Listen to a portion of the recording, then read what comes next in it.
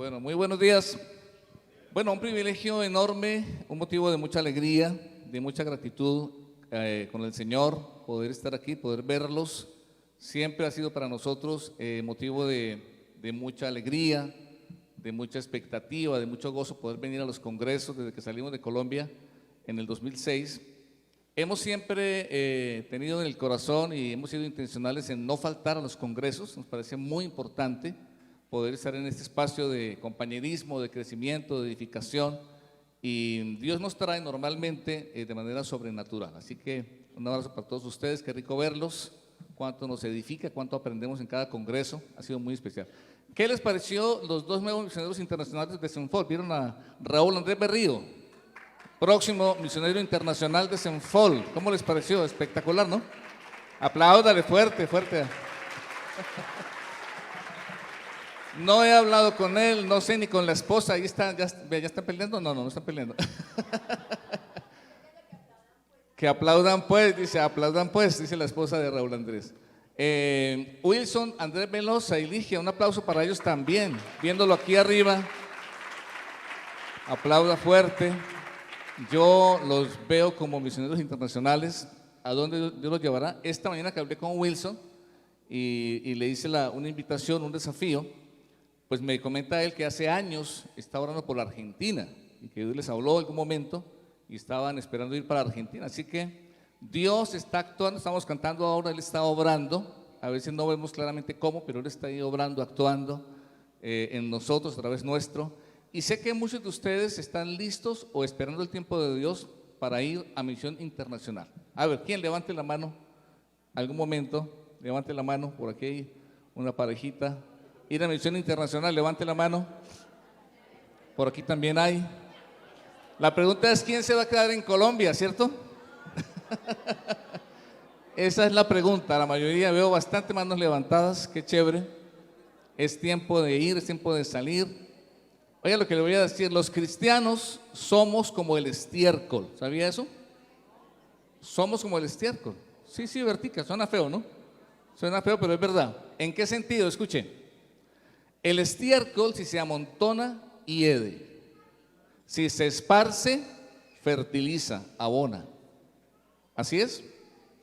En el buen sentido, somos parecidos, ¿verdad? Sin querer ofenderlos.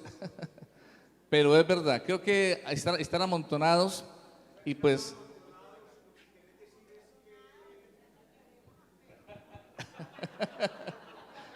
Si estás amontonado, Wilderman, ya sabes.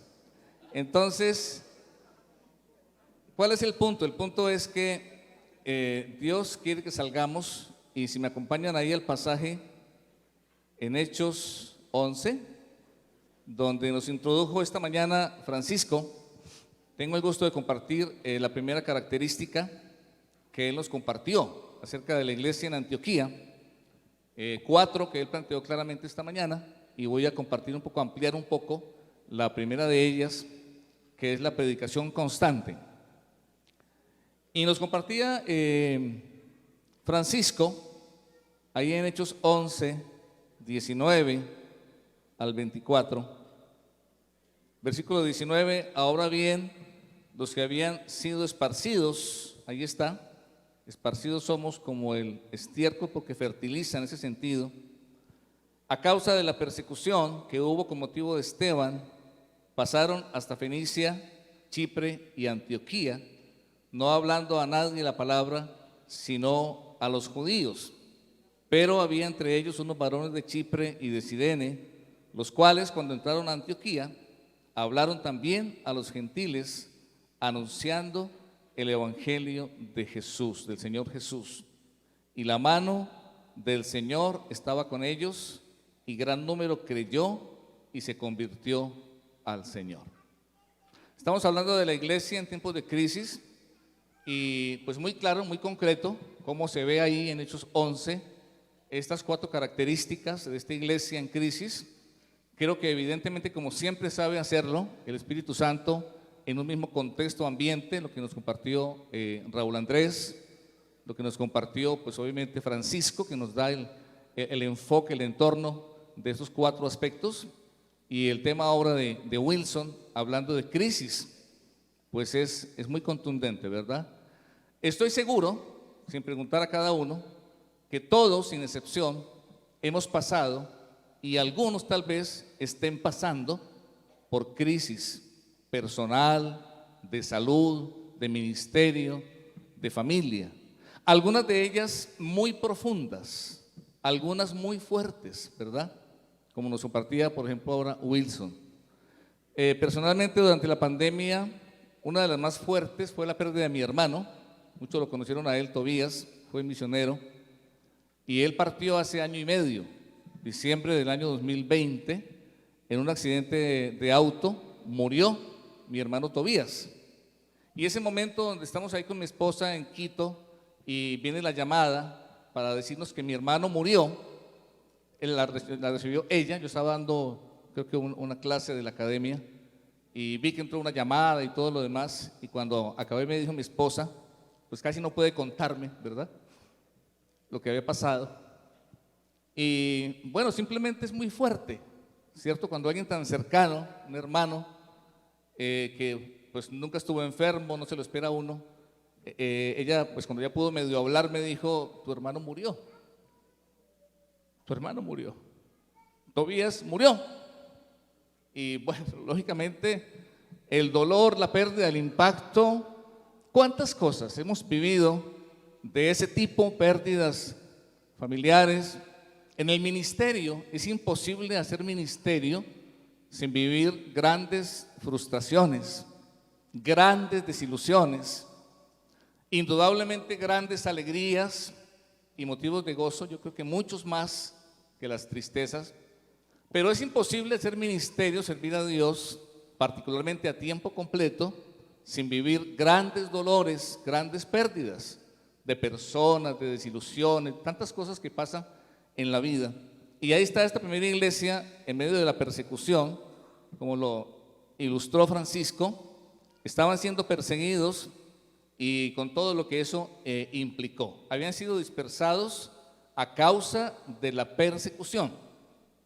Pero es impactante que esta primera iglesia no estaba escondiéndose, no estaba, es decir, no, en cuanto al llamado, en cuanto a la misión, estaban ahí más que nunca, una iglesia viva, activa, una iglesia desafiada, que lo que estaban haciendo era anunciar las buenas nuevas.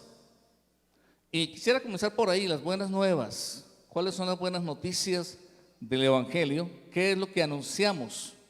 ¿Cuál es nuestro mensaje? Y se resume en el amor de Dios, ¿verdad? Es hablar del amor de Dios.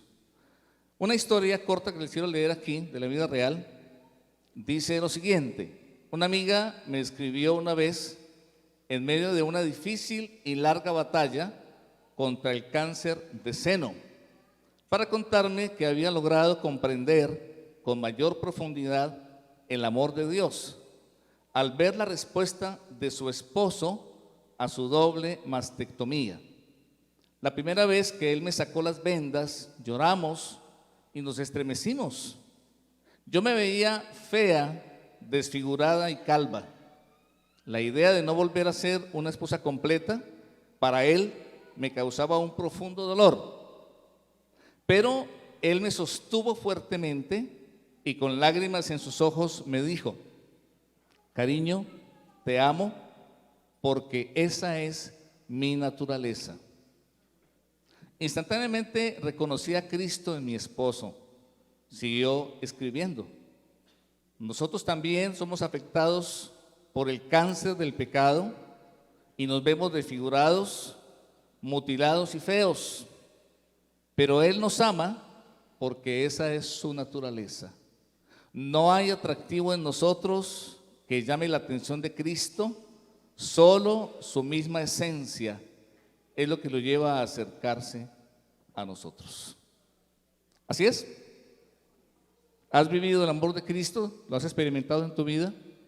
Que a pesar de que el pecado mismo y muchas cosas dejan su huella, a veces desfigurados en muchos aspectos, feos en el sentido espiritual, pero Él simplemente pues nos ama, ¿verdad? Con un amor incomprensible, un amor inagotable, un amor incondicional. Y ese es el mensaje que la iglesia desde aquí en Hechos y todavía hoy anunciamos. Qué tremendo mensaje, qué increíble mensaje, qué mensaje tan extraordinario, ¿verdad? Que por miles de años estamos anunciando, proclamando el mensaje que estamos llamados a llevar hasta lo último de la tierra, y que esa es nuestra misión, hablar del amor de Cristo. Es muy impactante, ¿verdad? Esa es la misión de la iglesia, lo que tenemos que hacer. Y dice, por ejemplo, aquí en el versículo 21, el poder del Señor estaba con ellos y un gran número creyó y se convirtió al Señor. Yo creo que una de las experiencias más desafiantes, más estimulantes que hay en la vida cristiana, indudablemente es esa, la de llevar el evangelio. Cada vez que tú y yo hemos ido a una persona, nos hemos acercado a una persona, hemos hablado a un grupo de personas el evangelio, nos hemos sentido estimulados, desafiados, ¿no es así? Es una experiencia que en sí misma, independiente del resultado, que la persona reciba o no a Cristo, es una experiencia estimulante. Creo que a uno lo despierta. Más de una vez que he estado yo mal, desmotivado o lo que sea, me ha llevado Dios a ese momento, a ponerme una persona y una oportunidad, y el hecho de hablar de Cristo, cómo me ha renovado, cómo me ha restaurado, ¿verdad? Es algo especial el hecho de llevar el evangelio. Todo el tiempo, permanentemente en nuestra vida, y quiero que ahora vayamos a recordar esa, yo diría, metáfora que el Señor utilizó en cuanto a la evangelización. Él utilizó, yo creo que tal vez estableció, introdujo la metáfora de la pesca para hablar de la evangelización, y siempre identificamos clara y fácilmente la pesca, ser pescador de hombres, con este desafío, con esta primera característica que es la de ser un pescador. Y les pido que vayamos a Lucas capítulo 5, del 1 al 11. Vamos a recordar esa escena, Lucas 5.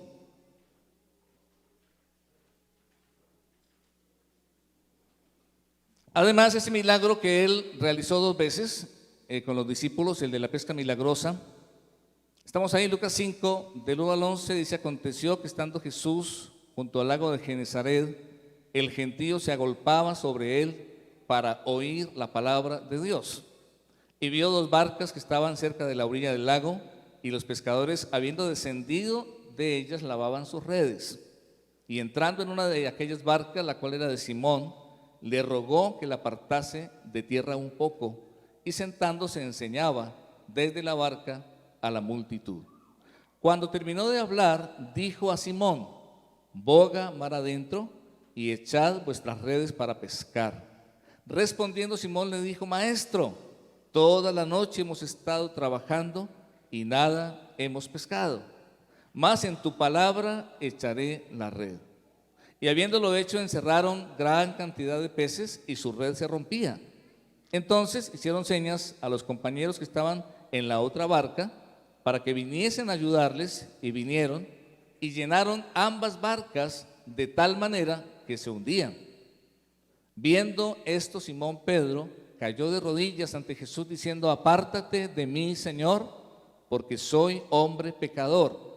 Porque por la pesca que habían hecho, el temor se había apoderado de él y de todos los que estaban con él, y asimismo de Jacobo y de Juan, hijos de Zebedeo, que eran compañeros de Simón.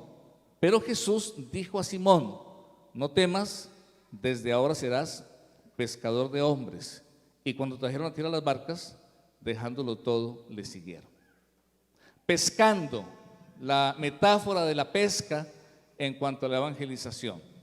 Hay muchas ocasiones, tuvimos en Quito la experiencia de trabajar un tiempo con un ministerio, tal vez ustedes han oído, que se llama evangelismo explosivo. ¿Quiénes tienen conocimiento, han tenido alguna relación, vínculo con evangelismo explosivo? Ellos se dedican a eso, y me acordé ahora porque compartían un video donde se ve a un hombre que está en una barca de pesca, y él tiene todo el equipo de pesca, tiene las cañas, tiene todo lo demás, las carnadas y todo esto, y lo van entrevistando. ¿Cómo así? ¿Usted quién es? ¿Usted es un pescador? que viene y le hacen preguntas sobre la pesca y es un experto, el hombre pues da toda su experiencia y conocimiento de la pesca, y al rato alejan la toma, se amplía y se ve que la barca de este hombre pues no está en un río ni está en el mar, está en la tierra. Y entonces él está ahí con todo este conocimiento, experiencia, herramientas, es un pescador profesional, sabe demasiado de la pesca, pero su barca ni siquiera está en el agua. Está muy ocupado con todo lo que sabe y hace, pero no está en el agua. Es un pescador que simplemente no pescaba, ¿verdad? En teoría. Y eso le pasa hoy por hoy a gran cantidad de creyentes. Hay gran cantidad de personas que van a las iglesias por años y que por definición bíblicamente son creyentes, hijos de Dios, por ende sinónimo bíblicamente a pescadores. Según la palabra de Dios, cada creyente, cada hijo de Dios, pues somos por llamamiento, por elección, por naturaleza, pescadores. Pero ¿cuántos de ellos están pescando? Aún tal vez tú y yo, como tiempos completos. Podríamos estar tan ocupados en nuestro trabajo, ministerio, en todo lo que hacemos, que implica el ministerio, ¿verdad? Preparar estudios, dar sermones, hacer discipulado, venir a congresos, que nos encanta, que a lo mejor no nos quede tiempo de pescar. ¿Y con qué tanta frecuencia lo hacemos? Sigue siendo el evangelismo un estilo de vida para nosotros? ¿Seguimos siendo pescadores o tal vez se ha ido perdiendo un poquito en el camino? ¿Qué podemos recordar en la escena? Bueno, en primer lugar, como lo hizo aquí en este relato, que el Señor siempre ha estado y va a estar trabajando con la multitud. Es bien particular. Para Él siempre en su ministerio fue importante, tuvo tiempo y Él atendió a las multitudes. Es verdad, el caso nuestro, por ejemplo, que es muy importante, es un énfasis, parte de la identidad, el trabajo uno a uno, el evangelismo uno a uno, el discipulado y todo lo demás, pero evidentemente para Él fue importante el tema de las multitudes. Siempre les predicó, hizo milagros, Él está trabajando con multitudes. Y yo creo que hoy por hoy también lo está haciendo. Creo que hoy por hoy Él quiere continuar llegando a las multitudes de diferentes maneras. Tal vez, por ejemplo, muchos de nosotros hemos tenido la experiencia ahora con lo virtual de que hemos podido llegar y alcanzar lugares, personas que antes no podíamos.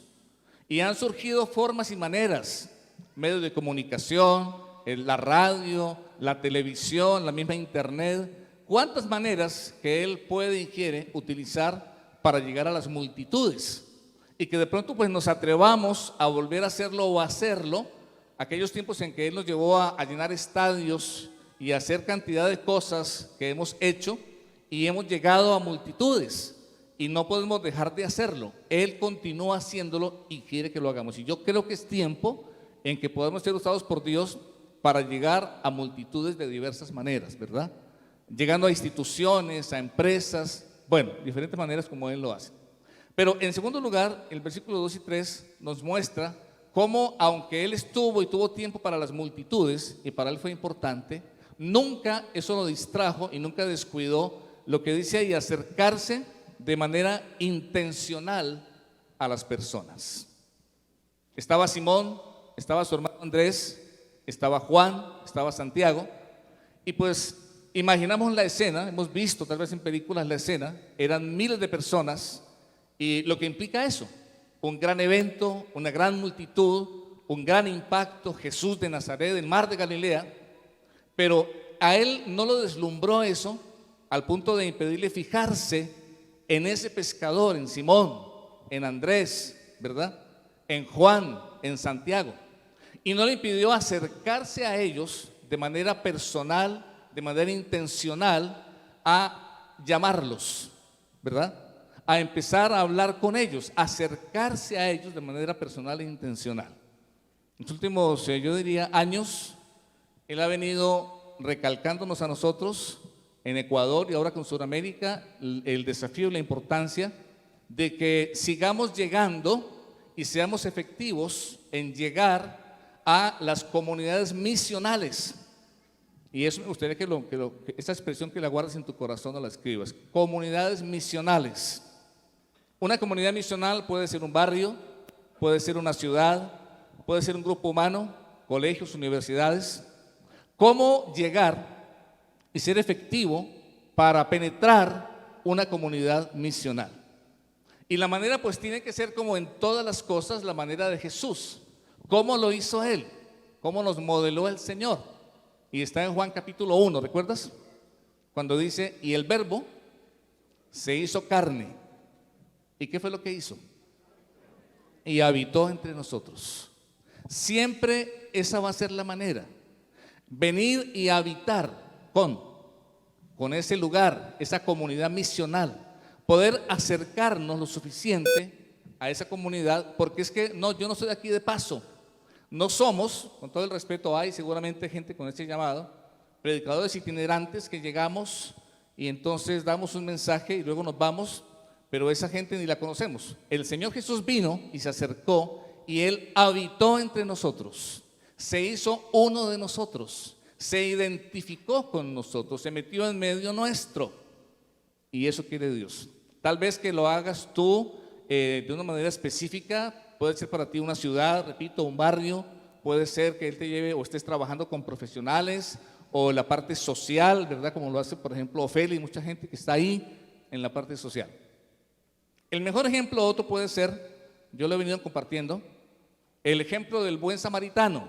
Recordemos, el buen samaritano, para mí ese hombre es simplemente, creo que así lo entendemos también, es un prototipo, un símbolo del años, acercarnos a personas que están ahí, que a lo mejor ni los conocíamos, ni sabíamos quiénes eran, pero Él viene y nos pone en el camino, nos lleva a un lugar, y lo primero tiene que ser eso, acercarnos lo suficiente a las personas, y eso implica tiempo, implica cercanía, no solamente física, en todo el sentido de acercarnos a la persona, para el segundo paso, que es prestar atención a las necesidades de esas personas. A menos que yo pueda estar tan cerca como para darme cuenta, percibir, entender, ver en vivo y en directo las necesidades de esas personas, no voy a poder pasar al tercer paso, que es servirles. Servirles. Nos contaba ayer Elizabeth, ¿por aquí está Elizabeth Millán? Con tu permiso, nos contaba ayer y Daniel, ¿se puede? Un resumen de, Dios la ha llevado a un colegio en Armenia, y nos contaba de un joven, Miguel, que ella le ha conocido ahí, Dios la ha llevado a ser maestra, y es tal cual, ¿verdad? Te puso Elisa ya, el Señor, una comunidad misional, es un colegio, que la llevó a enseñar matemáticas, química, esa es a veces es la excusa de Dios, la manera para llegar y ponerte ahí, ¿verdad? Y entre tantos jóvenes, me impactó la historia de Miguel, un joven que la mamá murió, murió la mamá, y el papá como si no tuviera, y un joven solitario, silencioso, bueno, un caso bien complicado. Y Dios ahí con Daniel y con Elizabeth, cómo los ha llevado a acercarse a ese joven y simplemente darle el amor de Dios, desde hacer la lonchera, que ya Daniel hace la lonchera a ese joven, porque no tenía quien le haga, no tenía la mamá ni el papá, un hermano que es como si igual no tuviera.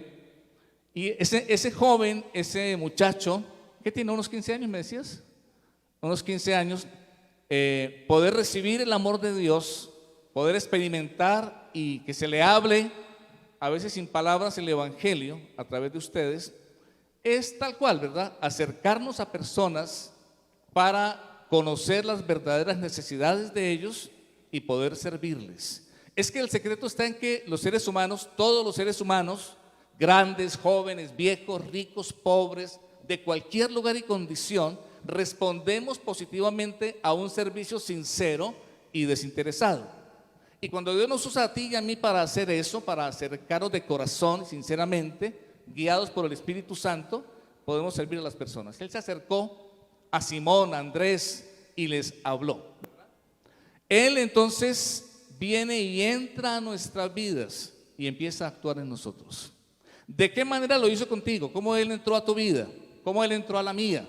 Y empezó a actuar, empezó a transformarnos, nos mostró su amor, su gracia, su misericordia y nos llamó a servirle.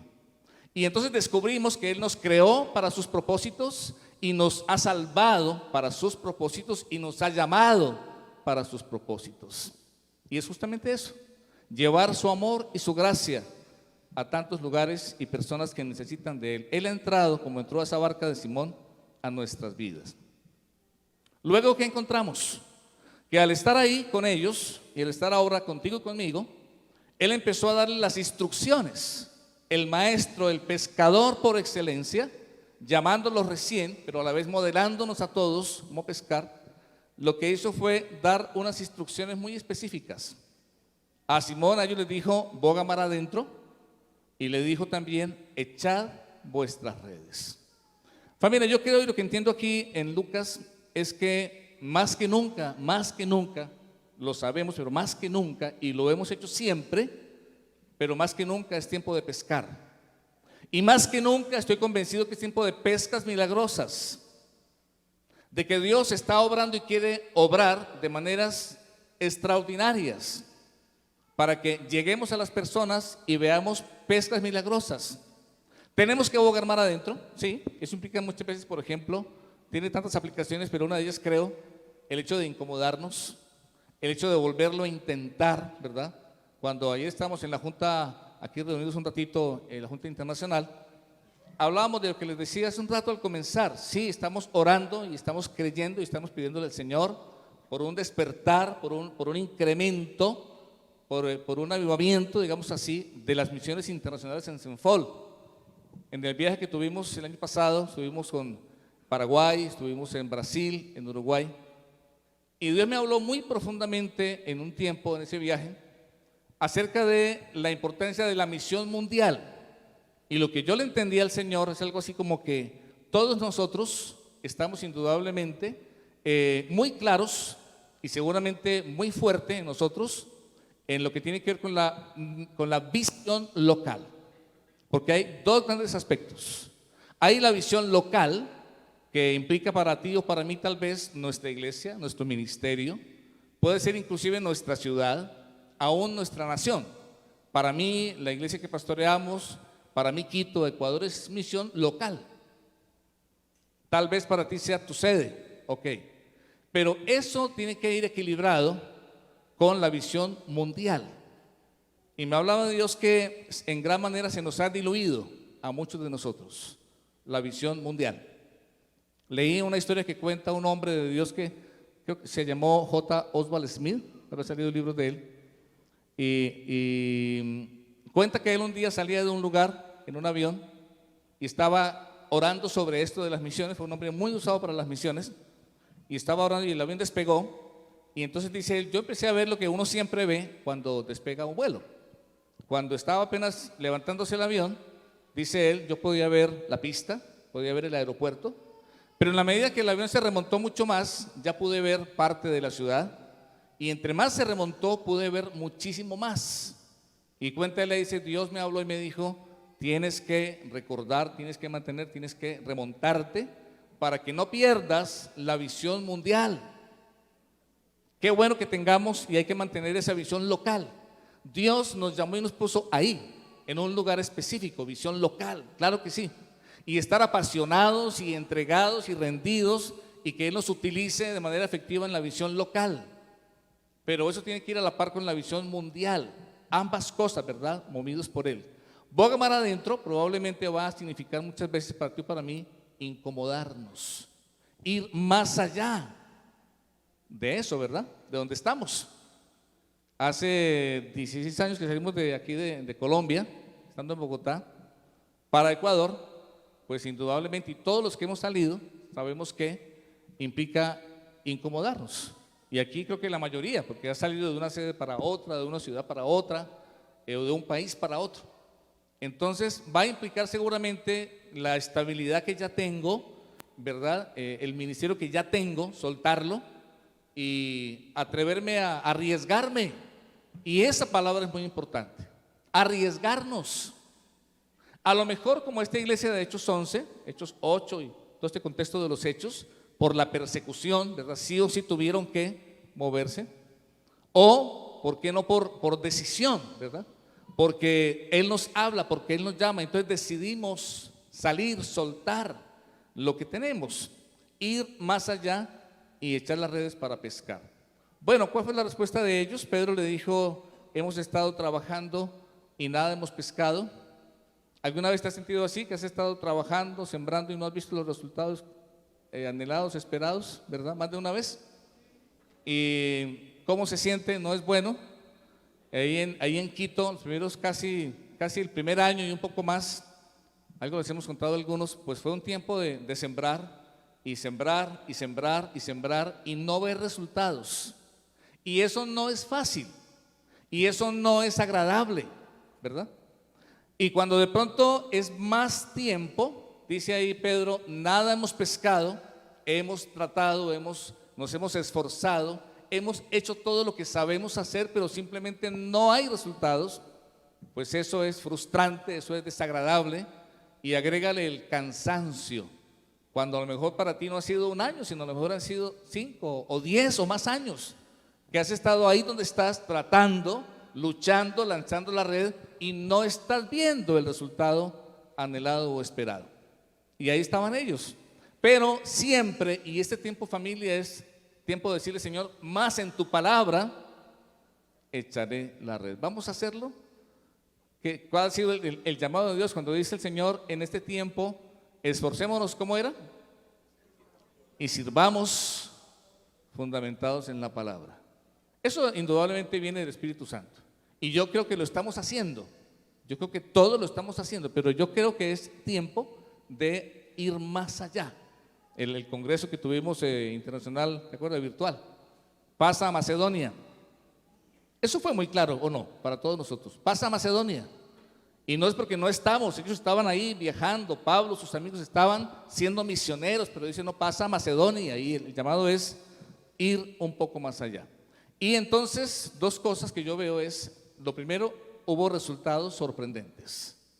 Y eso quiero que lo recibamos, y el Señor quiere que lo esperemos y lo creamos, que vienen resultados sorprendentes. Yo sé que siempre todos hemos visto la gracia del Señor, su fidelidad. Cuando yo converso con ustedes en la Junta Internacional, cuando oímos de Venezuela, oímos de Paraguay, el hecho de ir allá y verlo es algo hermosísimo. Vieron que me gusta mucho en la nueva versión internacional. Me encantaría que leamos, creo que es el 21, si no estoy mal, versículo 21, en la nueva versión internacional. Dice que mandaron a Bernabé a mirar lo que estaba pasando. Y el versículo 21 en la NBI es Hechos 11, ¿no? Hechos 11, 21 de la NBI, volviendo a Hechos 11. Dice, no, es el 23. Cuando llegó Bernabé a Antioquía, cuando él llegó y vio las evidencias de la gracia de Dios, se alegró y animó a todos a hacer el firme propósito de permanecer en el Señor. Bernabé llegó y vio las evidencias de la gracia de Dios. Y eso ha sido el privilegio de poder ir a Chile, de poder ir a Argentina, de poder ir a Brasil, a Uruguay, a cada lugar. Y donde quiera que vamos, ¿qué encontramos? ¿Qué es lo que vemos? Lo mismo que vio Bernabé. Él vio las evidencias de la gracia de Dios. Y nos alegramos, y nos edifica, y nos estimula. ¿Qué ocurrió? En Lucas 5, cuando ellos oyeron al Señor, y fue tan contundente el mensaje de Raúl Andrés esta mañana: ¿qué te ha dicho Dios? ¿Qué está diciéndonos el Señor? Y cuando tú y yo efectivamente oímos a Dios y hacemos lo que Él nos dice, entonces vienen resultados sorprendentes. Dice: encerraron gran cantidad de peces y su red se rompía. Yo creo que algo importante en este tiempo que viene para nosotros es que aquí en nuestra mente quitemos las barreras. Muchos tal vez nos hemos acostumbrado a creer y a tener y alcanzar hasta cierto punto. Ahí en Ecuador Él nos ha desafiado a que rompamos las barreras, aún físicamente hablando. Atrevernos a pensar en espacios más grandes, a pensar en tener sedes más amplias, a romper el paradigma de la casa para hacer. Y no es que esté mal, ha estado bien, pero yo creo que tenemos que ensancharnos. Y he venido compartiendo en muchos lugares esa frase de la oración de Jabes, que él le dice: ensancha mi territorio. Y creo que si nos atrevemos a creer que Él va a traernos más gente, que Él va a multiplicar los discípulos y que habrá pescas milagrosas, tenemos que inclusive en ese sentido, y lo veo en muchos lugares, ya veo espacios más amplios y estamos atreviéndonos a creer que la iglesia puede ser de más de 200 o por qué no de 500 y por qué no de más. Yo creo que es tiempo de que esperemos y que creamos y que oremos por pescas milagrosas. Gran cantidad de peces y su red se rompía y llenaron ambas barcas. Aún esa dimensión, esa experiencia de que no alcanzo a manejar solo los resultados que Dios me está dando y tengo que apoyarme en mucho del desenforo, en compañeros, ven porque esto está mucho para mí y ayúdame a recoger la cosecha, ayúdame a recoger estos peces, es demasiado para mí solo. Llenaron ambas barcas de manera que se hundían. Y lo que ese momento Simón vio fue algo simplemente fuera de lo común. ¿Qué se ha vuelto para ti, para mí hoy por hoy común en el ministerio? Durante décadas ya, Dios ha sido bueno, nos ha sostenido, nos ha bendecido, hemos llevado la palabra, hemos hecho discípulos, hemos hecho ministerio y eso ha estado muy bien. Pero lo que Pedro vio ese momento fue algo que nunca había visto.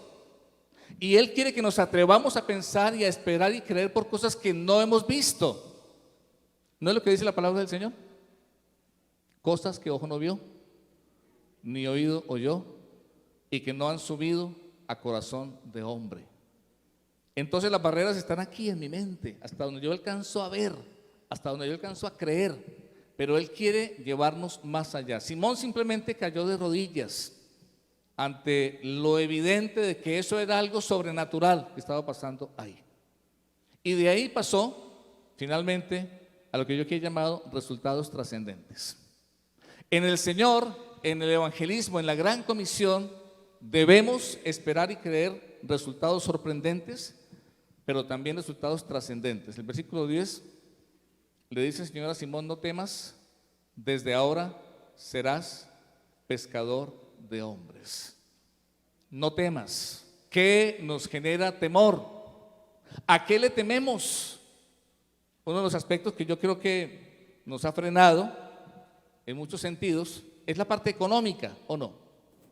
¿Por qué algunas decisiones no se toman entre nosotros? ¿Por qué algunos pasos no damos muchas veces en el ministerio? Abrir una nueva ciudad, abrir una nueva sede, pensar en un espacio más grande, qué sé yo.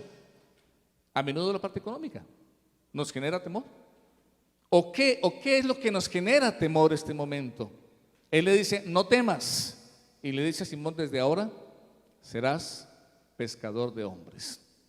Y lo que yo también quiero aquí animarnos a todos es que empecemos a hacer eso, acercarnos de manera intencional a personas que aún de pronto están ahí en el ministerio. Y lo hemos estado haciendo ayer y hoy, a muchos de ustedes acercándonos y mira, sabes que yo te veo a ti como director internacional, y a muchos les vamos a decir, y de hecho yo a todos los veo, a todos ustedes así. No sé quién va a quedar en Colombia, porque no, yo creo que sí sé, los discípulos de ustedes, ¿no les parece?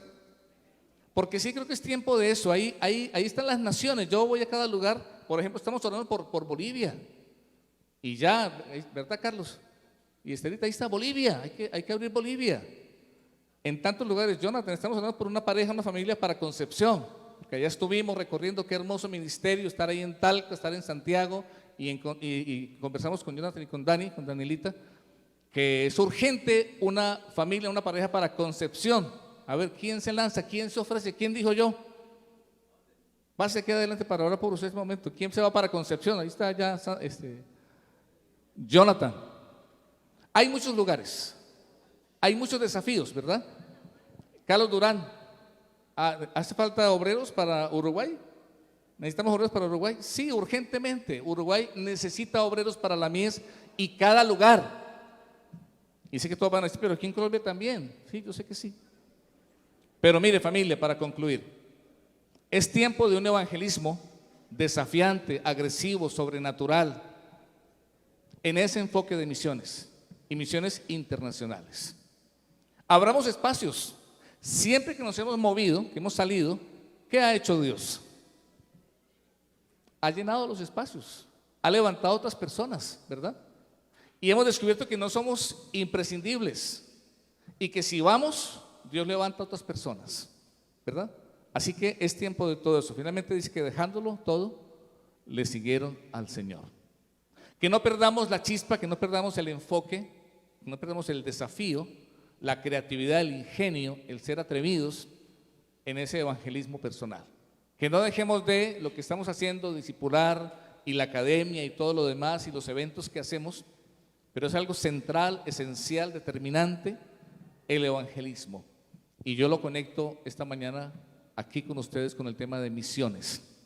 De aquí al viernes estamos orando para que el Señor confirme, despierte esa chispa en muchos de ustedes de querer salir a un nuevo desafío, de bogar mar adentro, de asumir un nuevo reto, de que veamos barcas llenas y pescas milagrosas ahí donde estamos. ¿Vale? Pongámonos en pie, vamos a orar al Señor y a decirle: Padre, esta primera característica, así como en Antioquía, permítenos mantener, si es que se ha perdido, recuperar o incrementar o incentivar, y es la predicación, la evangelización permanente como estilo de vida. Para orar les quiero pedir que tengamos en mente algunos personajes. Uno de ellos, Felipe. Recuerda Felipe en Hechos 8. Dios le lleva a un camino donde había un etíope. Felipe, o la samaritana, o Zaqueo, o el carcelero de Filipos. Personas que estaban listas para que alguien vaya con el evangelio.